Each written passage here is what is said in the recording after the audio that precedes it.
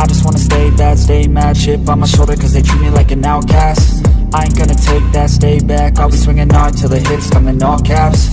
Bago tayo magsimula mga kaginggo, ay ipapakilala ko muna kayo sa nag-sponsor sa video na ito na ang X-World. Isang play-to-earn app na pwede kang kumita sa pamamagitan lamang ng paglalaro ng mga games. Ang kailangan nyo lang gawin ay mag-ipon nitong build tokens, na ma-eco-convert mo into USDT, at ma-withdraw using GCash or bank accounts. At nakapag-withdraw na rin ako dito. Maraming paraan dito upang makapag-ipon ng build tokens. Una itong pets na nakakapag-generate ng mga build tokens at libre mo lang itong makukuha kapag bubuksan mo ang app. Pwede ka rin makapag-ipon ng tokens sa pamamagitan ng pagkapari-parihas ng mga pets, at kung gusto mo naman mag-upgrade at makakuha ng maraming build tokens ay pwede din naman kayo mag-invest sa mga tinatawag na X-Sprite, na kung saan iba't ibang pets na pwede mo rin e-trade, at naka-online sale sila ngayon mga kaginggo, dahil may discount voucher kayong matatanggap kapag nag-invest kayo. Bukod dyan ay may bonus kayong matatanggap, sa kahit sinong magta-top up ng $2 lamang para makakuha ng $4. Aside from that ay pwede rin naman kayong maglaro lang ng mga games na libre para makapag-ipon ng tokens like Mobile Legend at marami pang iba. Pero mas recommend kung maglaro kayo dito sa mga high build apps para mas marami pang build tokens ang pwede nyong makuha. Kaya naman kung interesado kayo pwede nyong gamitin ang aking gift at referral code para may bonus kayong matanggap upon entering the app. Para sa gift code i-type lamang ang Kaginggo01, para naman sa referral code, i-type lamang ang WG7KNP. Make sure na mailagay nyo ang dalawang yan mga kaginggo para hindi sayang ang build token bonus. Sa pagsisimula ng kwento, sa gitna ng kawalan, ang katawan ng isang binata ay halos lupaypay, duguan, at hindi na makagalaw. Nakahandusay siya sa lupa, ang kanyang hininga ay mabigat at halos hindi na makuha ang lakas upang magpatuloy. Bawat paghinga niya ay tila apoy na nagliliyab sa kanyang dibdib. At sa bawat patak ng dugo na pumapatak mula sa kanyang bibig ay ramdam niya ang mabilis na pag-ubos ng kanyang lakas. Ang kalaban niya, nakatayo na parang mabagsik na anino, ay nakangiti ng malademonyo, pinapanood ang kahinaan ng binata. Ang mga mata nito ay naglalagablab sa kasiyahan, parang pinipigan nito ang kanyang kaluluwa habang naghihintay ng nalalapit niyang wakas. Ang bawat salitang binibigkas ng kalaban ay parang tinak sa kanyang tainga, humihiwa sa kanyang pag-asa at nagbabaon sa kanya sa isang madilim na kawalan. Sabi ng kalaban, huwag kang matakot. Mawawala agad ang sakit na nararamdaman mo, Lin Feng. Habang ang tinig niya ay malamig na parang yelo, ngunit may mabagsik na init ng kasamaan. Bago pa man makahuma si Lin Feng, sinunggaban siya ng kalaban sa ulo. Hinigpitan ang pagkakahawak, at binalibag siya sa lupa ng may buong puwersa. Nag-alimpuyo ang sakit sa buong katawan ni Lin Feng, parang bawat buto sa kanyang katawan ay nabasag sa lakas ng impact. Bumagsak siya sa lupa at nakapanlulumong dumagundong. Nagdilim ang kanyang paningin, at ramdam niya ang matinding pagod at kirot na halos nagpapaagos sa kanyang natitirang lakas. Sa isang huling paghamak, sumigaw ang kalaban, mapunta ka na sa impyerno. Ang nakapanlulumong halakhak ng kalaban ay narinig sa buong paligid, tila isang malupit na panunuya sa bawat patak ng dugong naubos kay Lin Feng. Wala nang lakas na natira sa binata, puno ng mga sugat at pasa, at naiwang nag-aagaw buhay sa malamig na lupa. Humalaklak si Lin Heng, at mayabang na sinabi, "Ako, si Lin Heng, ang bagong young master ng pamilyang Lin magmula ngayon."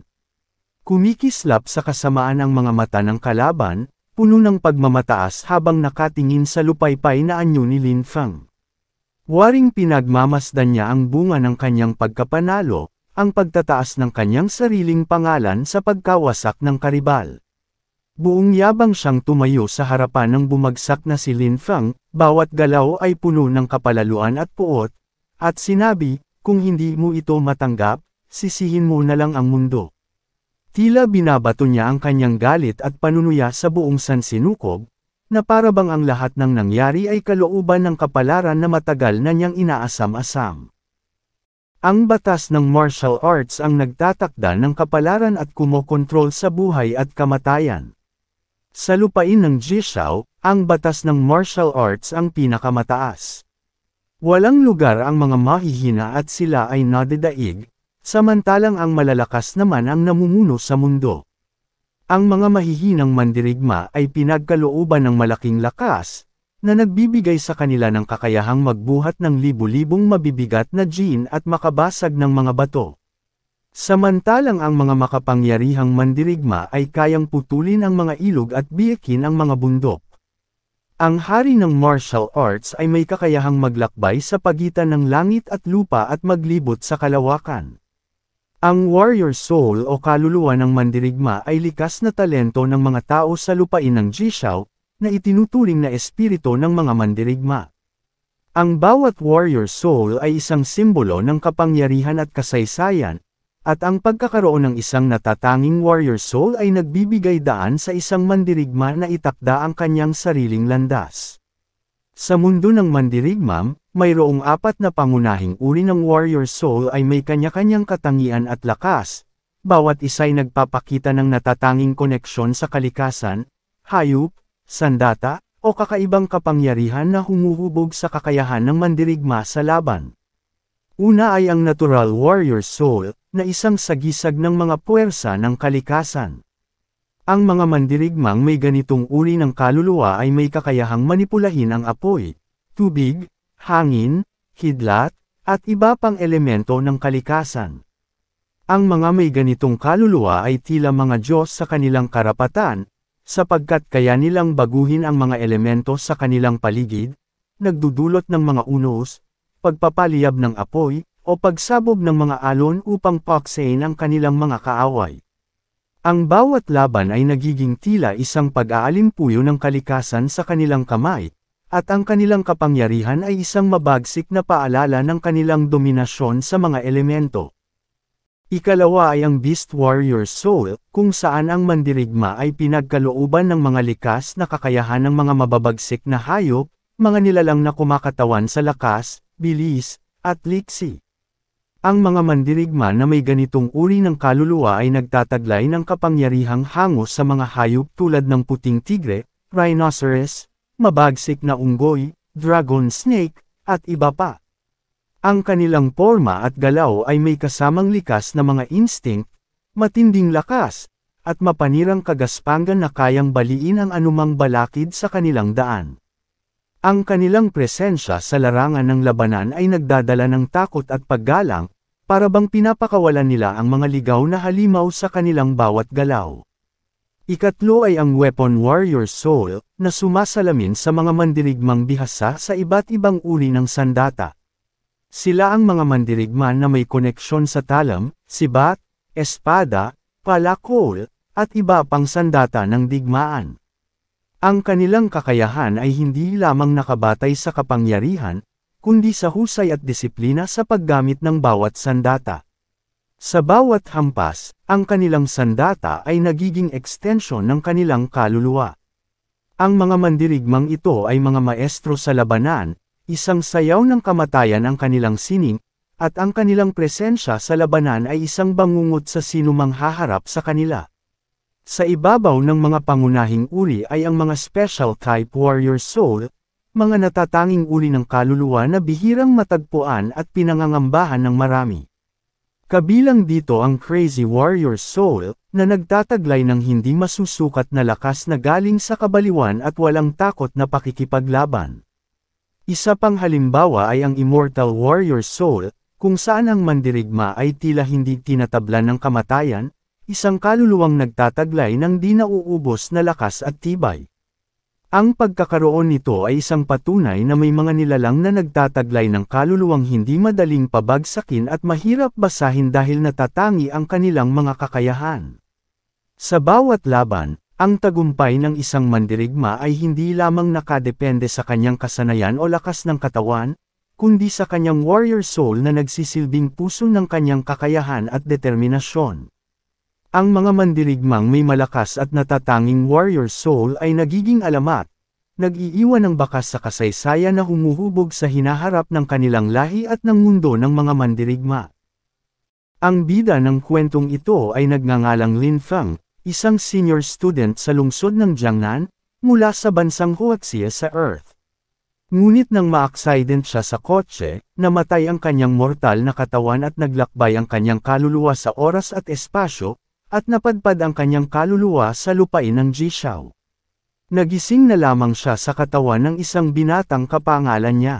Ang binatang ito ay ang batang Panginoon ng pamilyang Lin, ngunit itinuturing siyang basura ng ibang tao. Sa mahabang panahon, nakaranas siya ng pambubuli at pang-aapi mula sa kanyang mga pinsan at kamag-anak, at dumating sa punto na nag-agaw buhay siya dahil hinampas siya ng malakas.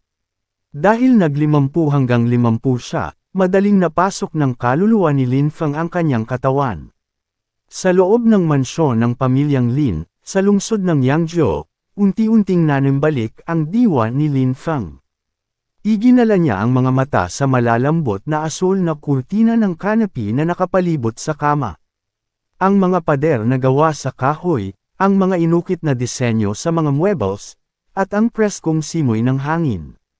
Ngunit higit sa lahat, tila may bigat sa kanyang katawan, na para bang hindi ito ang kanyang sariling katawan, ngunit isang kalamnan na bago at hindi niya ganap na nakikilala.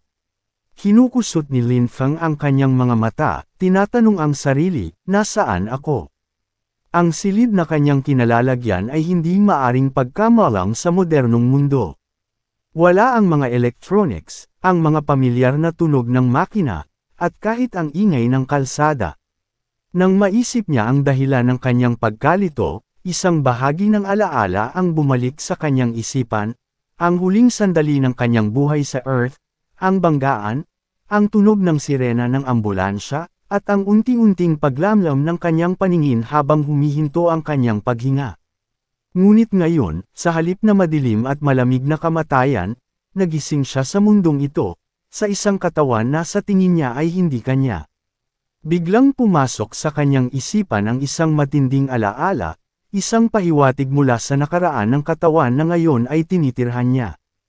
Ang bawat piraso ng impormasyon ay dumaan sa kanyang utak, ang pagiging Lin Feng, batang Panginoon ng pamilyang Lin, ngunit kinukutya at itinuturing na basura ng mga kamag-anak.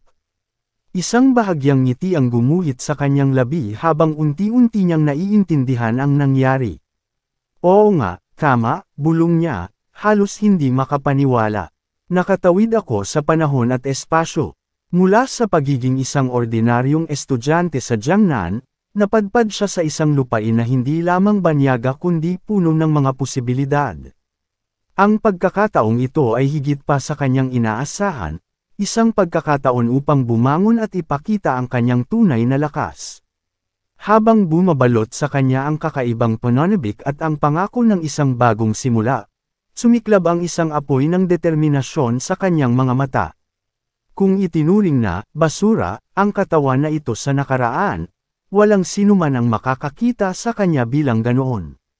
Sa kanyang bagong buhay, wala nang lugar para sa kahinaan, at handa siyang ipakita sa pamilyang Lin, at sa buong lupain ng Jishao, ang tunay na lakas ng isang mandirigma. Bumangon si Lin Feng at pinagmasdan ang kanyang katawan. Kinakausap niya ang sarili at sinabi, mukhang napakahina talaga ang katawang ito noong nakaraan. Pero, ngayong may bagong buhay ako, hindi na muling mangyayari ang kaunos-lunos na sinapit niya. Huwag kang mag-alala, ngayon ako ay ikaw at ikaw ay ako na. Hindi ko hahayaan ang sinuman na apihin ako. Ikinuyong niya ang kanyang palad, tanda ng determinasyon at bagong pag-asa sa buhay. Alam niya na ang mga makapangyarihang tao ay supremo, at lakas ang nagtatakda ng lahat.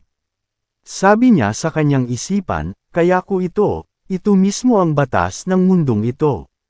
Para maging isang makapangyarihang mandirigma, maliban sa superior na talento at lakas, kailangan din ng isang hindi matatalong puso at malakas na determinasyon at tibay ng loob. Ang dating maliit na batang Panginoon na si Lin Feng ay isang duwag, ngunit ngayon, ako ay iba sa kanya.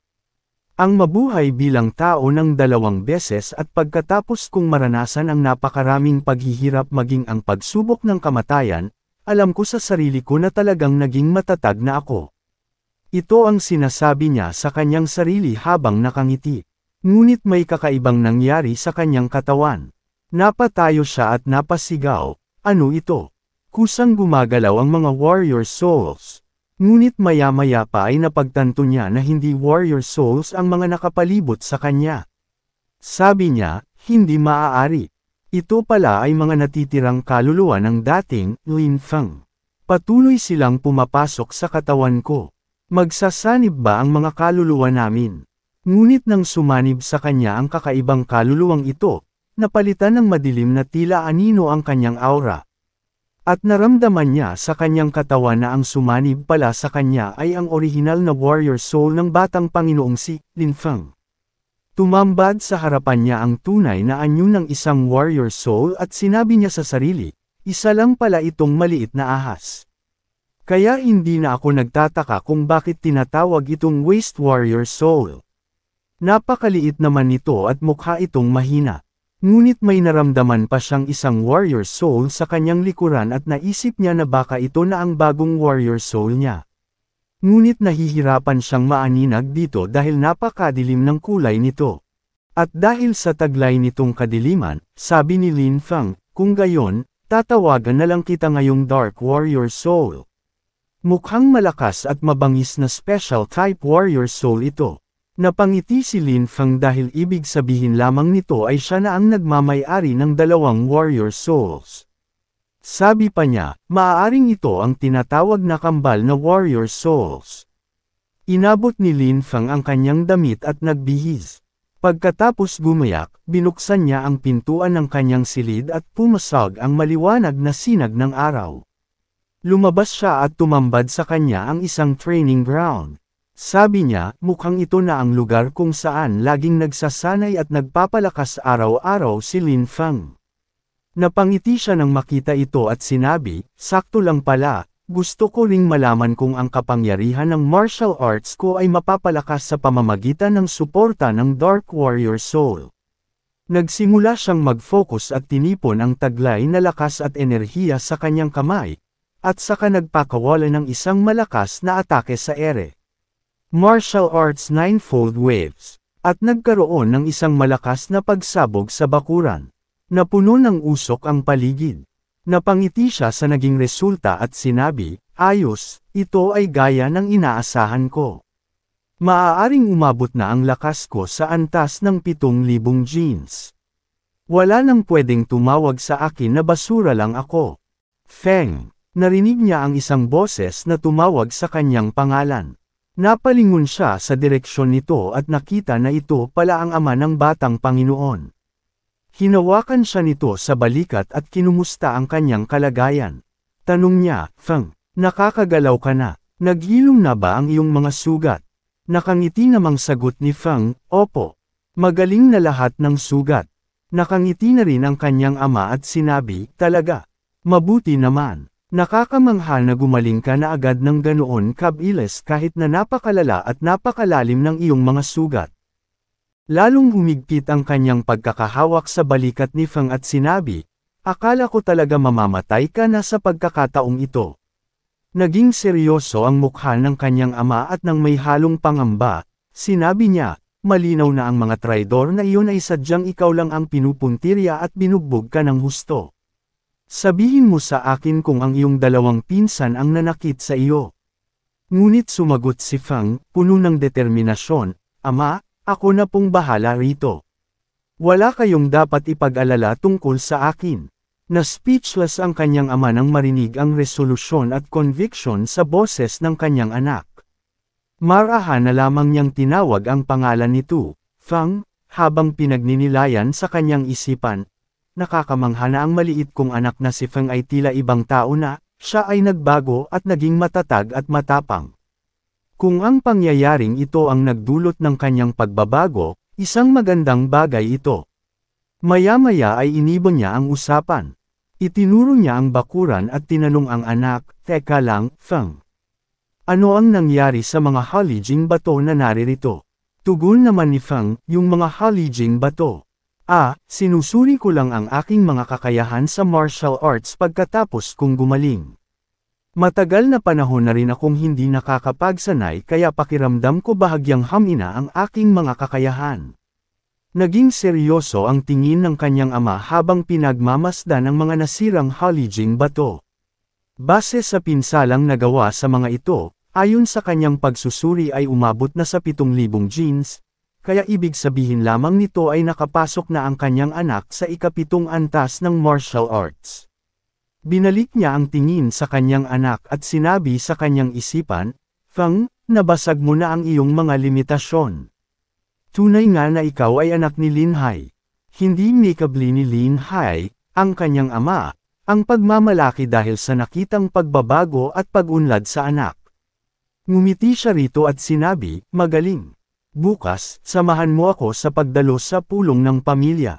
Gusto kong malaman kung anong gagawin nila upang mapatalsik ako bilang pinuno ng pamilya." Napalitan ng katapangan sa boses at ekspresyon ng kanyang ama. Sa labanan ng politika sa pagitan ng magkakamag-anak, nakita niya na handa na ang kanyang anak para lumaban kasama niya. Same time na sinabi ni Feng sa kanya, "Pakiusap, maniwala po kayo sa akin, ama. Sumusumpa ako na tutuparin ko ang inyong mga inaasahan sa akin. Hindi ko kayo bibiguin." Masaya naman ang ama na marinig ang pangakong ito. Kaya maya-maya pa ay pinayuhan na niya ang anak niya na magpahinga. Sabi niya, "O siya sige, matulog ka na ng maaga, anak. Katatapos mo lang gumaling mula sa seryosong mga sugat, kaya kailangan mo pa ng mas mahabang pahinga." Tugon naman ni Feng, "Opo, ama." Nang dumating ang gabi, hindi natulog ng maaga si Lin Feng. Sa halip, umakyat siya sa bubungan at pinagmamasdan ang madilim na kalangitan. Sa ilalim ng liwanag ng mga bituin, ramdam niya ang malamig na simoy ng hangin na humahaplos sa kanyang mukha. Ang buong tanawin ng mansyon at ng paligid nito ay tahimik, tila ba ang buong mundo ay nakikinig sa mga bulong ng kanyang puso. Habang nakatingala sa malawak na kalangitan, dama niya ang bigat at misteryo ng bagong mundong ito. Ang lupain ng Jishao, isang lugar ng kasaysayan, kapangyarihan, at kapalaran na ngayon ay siyang tatahakin niya. Humalaklak siya ng bahagya, ang tawa niya'y puno ng magkahalong kasiyahan at pangarap na sa wakas ay naging totoo. At sinabi niya, "Grabe, hindi pa rin ako mapaniwala. Dati buong akala ko na ang mundo ng mga dramang puno ng pasasalamat at paghihiganti ay nababasa lang sa mga nobela, pero ngayon nandirito na ako. Sa wakas, mararanasan ko na mismo ang mundong matagal ko nang hinahangad." Lin Feng sa nakaraan, salamat sa pagbibigay sa akin ng pagkakataong ito. Isang kakaibang pakiramdam ang bumalot sa kanya, at alam niyang sa mundong ito, hindi na siya ang dating Lin Feng na mahina at walang laban. May apoy sa kanyang puso na ngayon lamang niya naramdaman, isang pangarap na magtagumpay, isang sigaw ng kaluluwa na maging pinakamalakas. Tumayo siya sa katiningnan ang kanyang palad, saka ito mahigpit na itiniko, tila inaabot ang pinakamataas na bituin, sumasagisag sa kanyang pangarap at walang hanggang determinasyon. Sa martial training field ng angkan ng Lin, nag-uusap-usap ang mga miyembro ng angkan habang naghihintay sa pagsisimula ng pagpupulong. Sabi ng isa, "Nabalitaan mo ba na ang unang pinuno, ang ikatlong pinuno, at pati na ang Great Elder ay nandito sa pagpupulong ng angkan?" Sagot naman ng isa, "Narinig ko na binugbog ng matindi si Lin Feng ng ilang tao, at ipinadala din siya agad pabalik ng angkan ng Yunhai na bumugbog sa kanya. Nagdala lang siya ng kahihiyan sa pamilya." Sabi ng isa, ayaw na ayaw ng unang pinuno sa kasalukuyang pinuno ng angkan noon pa man, kaya siguradong pupunteryahin niya ang iskandalo ng Young Lord ngayon. Sang-ayon naman ng isa, "Oo nga, kaya baka sa pagkakataong ito ay mapapalitan na talaga ang pinuno ng angkan ng Lin." Di nagtagal ay narating din sa lugar ng pagtitipon si Lin Hai at Lin Feng, biglang natigil ang bulungan ng mga tao, lahat ng mata ay nakatuon sa kanila. Lalo na kay Lin Feng na kamakailan ay nasangkot sa iskandalo ang pagkatalo niya na itinuturing nilang kahihiyan. Ngunit bago pa man siya makapagsalita o magpakita ng kahit anong reaksyon, isang malamig at nakakalokong boses ang umalingaw mula sa isang sulok. Ang swerte naman ng insektong ito, buhay pa siya o, ani ng isa sa mga pinsan niya. Sa tinig na puno ng pangungutya at kasuklaman, Isang ngising aso ang gumuhit sa labi ng nagsalita, sabay masusing pagtitig kay Lin Feng na para bang walang karapatang tumuntong sa harap ng publiko. Dagdag niya, at talaga namang may mukha pa siyang may haharap para dumalo sa pagpupulong ng angkan. So, hindi ba siya natatakot na kutsain at pagtawanan lang siya ng mga tao rito? Ang mga mata ng lahat ay pumako kay Lin Feng, nag-aabang sa magiging reaksyon niya. Ang ilan ay waring nagbabaka sakaling makikita ang dating Lin Feng na kinakabahan, natatakot, at walang kalaban-laban. Ngunit sa kabila ng mga mapanghamak na salita, nanatiling matatag ang kanyang tingin. Tumindig siya ng buong tapang, at ang kanyang mga mata ay tila may lihim na apoy na hindi kayang patayin ng simpleng pangungutya. Ipinakita niya ang kanyang tindig, walang bakas ng kahinaan, na animoy isang mandarigma na handang lumaban anumang oras. Sisigot na sana si Lin Feng, aniya, Lin Yun, ulitin mo pa iyan at. Pero pinigilan siya ng kanyang ama. Seryosong sabi ni Tu, Feng, kumalma ka lang. Ang iyong nakatatandang pinsan na si Lin Yun ay wala talagang modo. Walang nang saysay ang makipagtalo pa sa kanya, kaya maghintay ka na lang sa pagpupulong ng angkan, at patatahimikin ko silang lahat. Agad namang tumugong si Lin Feng, nauuwaan ko po. Napuno ng tensyon ang paligid at sa bawat hakbang nila ay tahimik lamang silang inoobserbahan ng mga nanunood na miyembro. Gayunpaman, nang malampasan na nila si Lin Yun, nagpatuloy sa pangbubuli si Lin Yun at tumatawang sabi, haha, duwag na pagong. Nang makarating na ang lahat, umupo sa gitna ng pagpupulong ang mga pinuno at elder ng angkan. Sa sandaling naupo sila, ang silid ay nabalot ng bigat ng katahimikan. Sa gitna ng pagpupulong ay nakaupo si Lin Hai bilang pinuno ng angkan, isang sagisag ng kapangyarihan at respeto na kay tagal ng pinaglalaban at pinapangalagaan. May tindig na puno ng dignidad, ngunit bakas sa kanyang mukha ang pag-iingat at pangamba, una para sa kanyang anak at pangalawa ay para sa sarili dahil alam niyang binabalak na namang gumawa ng gulo ng mga kalaban niyang pinuno na gusto siyang palitan sa posisyon. Isa sa mga elder ang tumikim, at ang tunog nito ay nagbigay senadoryas ng pagsisimula ng formal na pagpupulong. Tumayo ang ikatlong pinuno na si Lin Haoran at nagbigay ng paunang talumpati. Sabi niya, magandang umaga, mga elder. Bumisita ang angkan ng Yunhai sa ating angkan kamakailan, at ito dapat ay isang karangalan para sa atin. Ngunit sa hindi inaasahan, nagpadala sila pabalik sa atin ng isang kalahating patay na tao, at nasira ang reputasyon ng angkan ng Lin dahil sa kanya. Kaya naman iminumungkahi ko na patalsikan si Lin Feng mula sa angkan, dahil hindi siya karapat-dapat maging miyembro ng ating pamilya. Ibinagsak ni Lin Hai ang kanyang kamay sa mesa at galit na umapela, ikatlong Panginoon, tama na yan. Ako na pinuno ng angkan, ni hindi pa ako nagsasalita, pero ang lakas ng loob mong magtangkang gumawa ng gulo agad. Ako na ang bahala sa mga usapin ng aking pamilya. Bumalik ka sa iyong pwesto. Ang biglaang pagputok ng tinig ni Lin Hai ay nagbigay ng kaguluhan sa buong bulwagan. Ang bawat kaluskos at bulungan ay natigil sa lakas ng kanyang sigaw, at bawat mata ay napako sa kanya.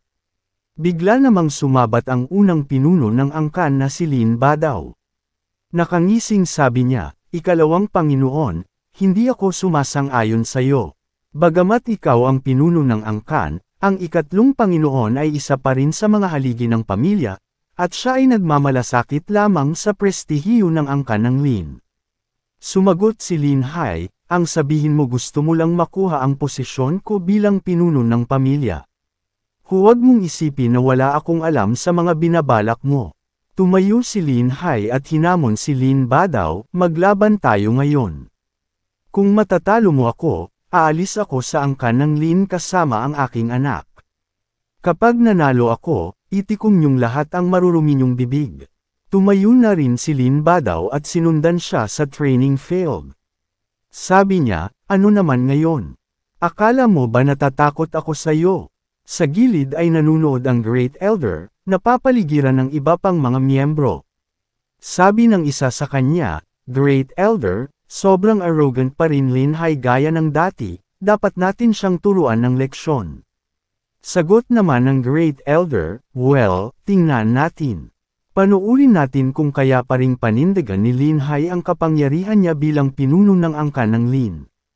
Napanganga sa gulat ang mga nanunood sa tabi ng Great Elder dahil biglang lumamig ang paligid.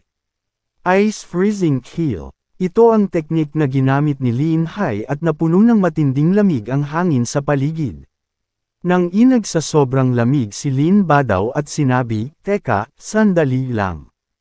Pero walang pinalampas na panahon si Lin Hai upang umatake, ice freezing the world.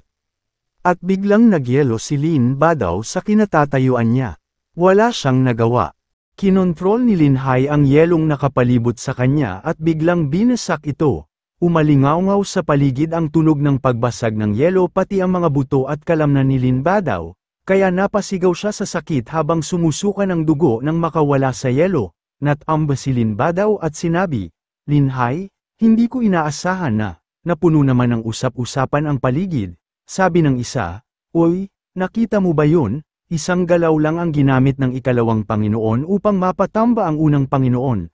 Sabi naman ng isa, "Ang pinuno ng angkan natin ay hindi basta-bastang kalaban." Napaisip naman ng Great Elder, at sabi niya sa sarili, ang ice freezing kill ni Lin Hai ay na-cultivate na hanggang sa ika-8 antas, kaya walang duda na ganoon siya kalakas. Bumaling si Lin Hai sa mga elders at sinabi, "O siya, mangyaring magpatuloy ang lahat ng mga elders sa pagpupulong ng angkan." Ngunit sabi ng Great Elder, "Lin Hai, hindi mo kailangang maging masyadong seryoso, bilang pinuno ng buong angkan, ang cultivation mo ay patuloy na gumaganda, at nagpakita ka ng isang magandang halimbawa para sa iba. Dahil dito, naniniwala ako na magsisipag-sikap ang mga miyembro ng angkan ng Lin sa pagsasanay sa martial arts, at natamo na rin ang layunin ng pagpupulong ng angkan, kaya't maaari nang makaalis ang lahat." Kaya't sabi ni Lin Hai, "Kung gayon, Great Elder ay mauuna na akong umalis." Habang pababa mula sa training field, sinalubong siya ng galit na si Lin Haoran. Sabi nito, "Lin Hai, hanggang kailan mo naman kaya magagawang ipagtatanggol ang basura mong anak? Sabat naman ng anak niyang si Lin yun. Oo nga, siya ang kahihiyan ng ating angkan."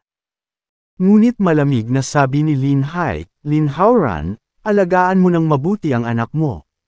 Wala siyang kaalaman sa tamang pag-uugali at paggalang, paano ka magiging karapat-dapat na ama?" Lumapit sa eksena si Lin Feng at sinabi, "Lin Yun, paulit-ulit mo akong tinatawag na basura. Pero kung malalaman mong mas walang kwenta ka pa kaysa sa akin, gaanong kahihiyan kaya ang mararamdaman mo?" Tumawa naman si Lin Yun at may pang-uuyam na itinuro ang pinsan. Sabi niya, "Ano, nababaliw ka na? Nananaginip ka ba? Paano naman ako mapapantayan ng isang basurang gaya mo?"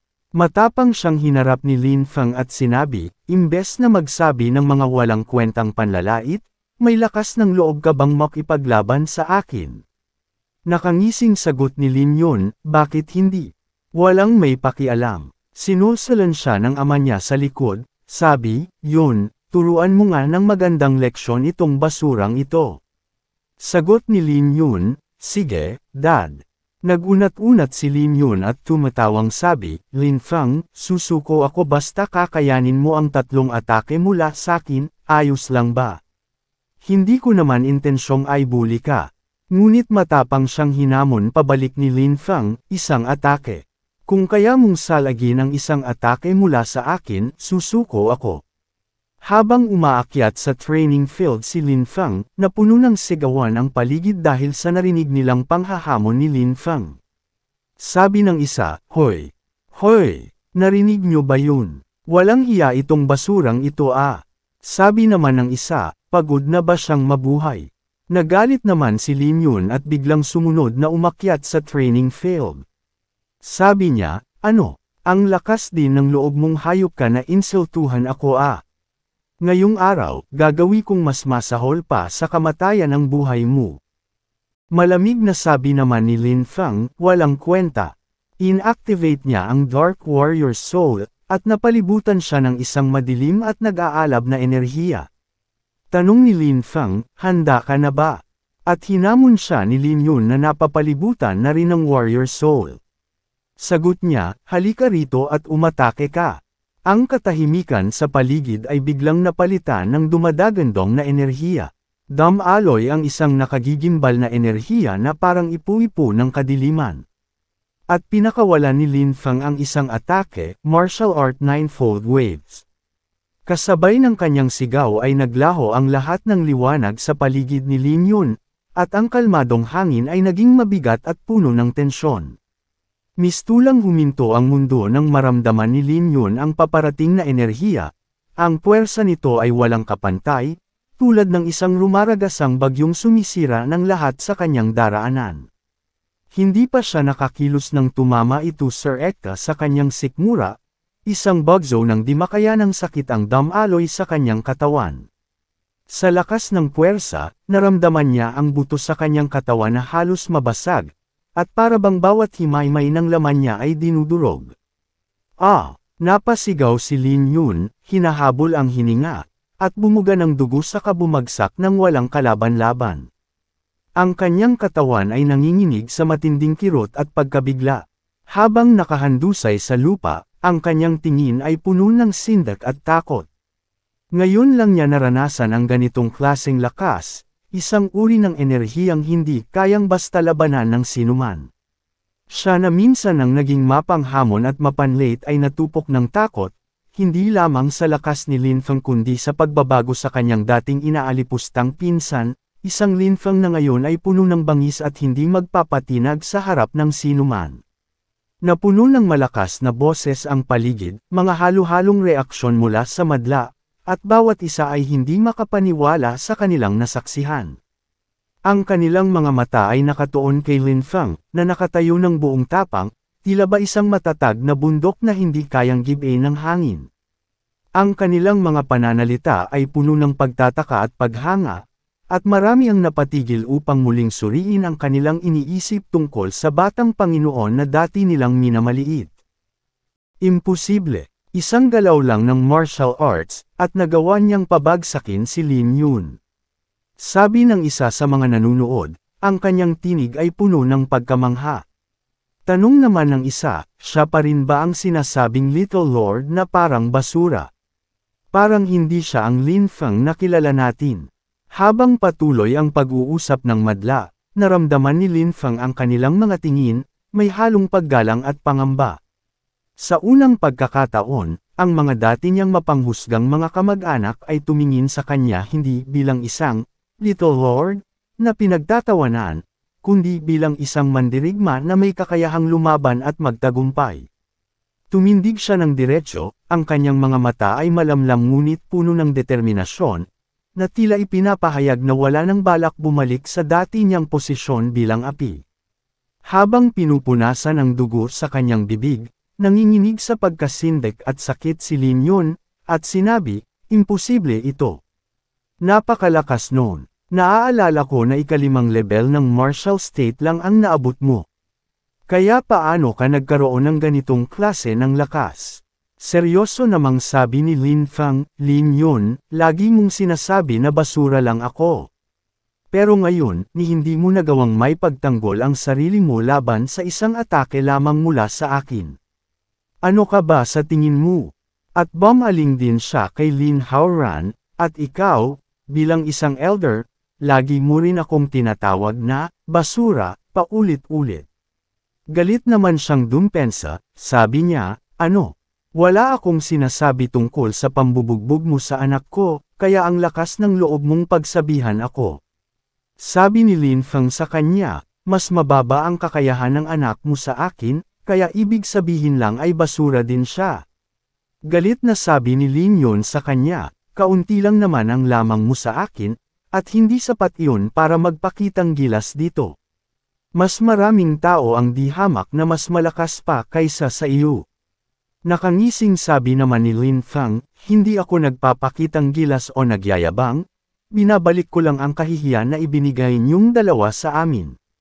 Ito ang pamumuhay ko, mata sa mata, ngipin sa ngipin, at mas maghayganti sa mga kaaway. Ang mga tao na nang iinsulto ng iba ay karapat-dapat na insultuhan habang buhay. At bumaba na si Lin Feng mula sa training field.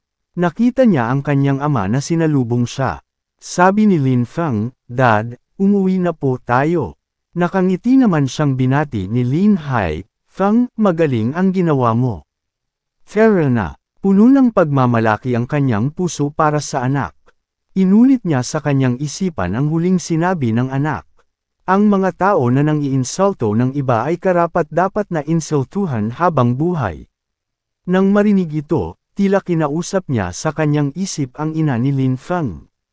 "Meng, sa wakas ay malaki na ang anak nating si Feng." Kamakailan, hindi lang mabilis ang progreso ni Feng sa pagpapalago ng martial arts, pero kaya niya na ring magbitiw ng mga ganitong pilosopikal na salita. Kapag nagising na ang Snake Warrior Soul na likas sa kanya, malalaman niya kung gaano kalakas at kamakapangyarihan ang talento na ipinamana sa kanya ng kanyang ina. Pagka-uwi sa kanilang tahanan, hindi rin nanatili ng matagal si Lin Feng at naghanda siya sa muling pag-alis. Tahimik na napabuntong hininga si Lin Hai habang pinagmamasdan ang kanyang anak na naghahandang umalis. Di niya maiwasan na subukang kumbansihin ang anak na magbago ng isip. Sabi ni Lin Hai, "Feng, hindi ba't mas maganda kung ma-cultivate ka na lang ng martial arts dito sa bahay? Bakit kailangan mong bumalik sa komunidad ng angkan?" Desididong sagot ni Lin Feng, "Ama, may mga bagay na hindi maiiwasan. Kung magtatago ako sa bahay para magsanay ng martial arts sa ilalim ng iyong proteksyon, patuloy na magmamarites ang ibang taon. Bukod pa rito, paano ako lalago upang magiging mahusay sa martial artist?" Matatag ang determinasyon ni Lin Feng. Sa kanyang isip, alam niyang ang mga hamon sa komunidad ng angkan ang maghuhubog sa kanya, ang magiging matibay na pundasyon ng kanyang kakayahan at kumpiyansa bilang isang tunay na mandirigma. Ang bawat paghamak, bawat pang-uuyam, at bawat panghuhusga ng mga tao sa paligid ay magiging inspirasyon niya para maging mas mahusay at mas malakas. Sumakay na sa 2 kabayo si Lin Feng, at nakangiting sinabi sa ama, "Huwag ka nang mag-alala, Ama, wala akong sasayanging oras at hindi ko titigilan ang pagpapalago ng aking sarili, saka ko dudurugin sila sa ilalim ng aking paa." Dahil sa nakitang determinasyon ng anak ay wala nang nagawa si Lin Hai kundi pumayag at suportahan ang kanyang desisyon.